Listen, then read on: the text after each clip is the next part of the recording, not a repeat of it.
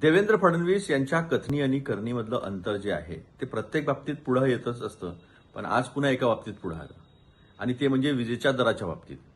त्यांनी विधानसभेत सांगितलेलं होतं की पुढच्या 5 वर्षामध्ये MERC हे दर कमी करताना दिसेल, आम्ही तसं करू असा धोरणात्मक निर्णय जाहीर केला होता.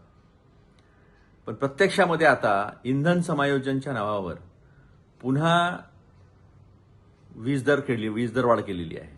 आणि ही वीज दर वाढ कशी आहे, तर जे 100 युनिटचे छोटे लोक पण आहेत, ज्यांना आजकाल निवडणुकांमध्ये आपण सूट देत असतो की 100 युनिटपर्यंत मुक्त राहील, त्यांना सुद्धा हा भार जो आहे तो सोसावा लागणार आहे. ही जी वाढ आहे, दरवाढ, ही सोसावी लागणार आहे.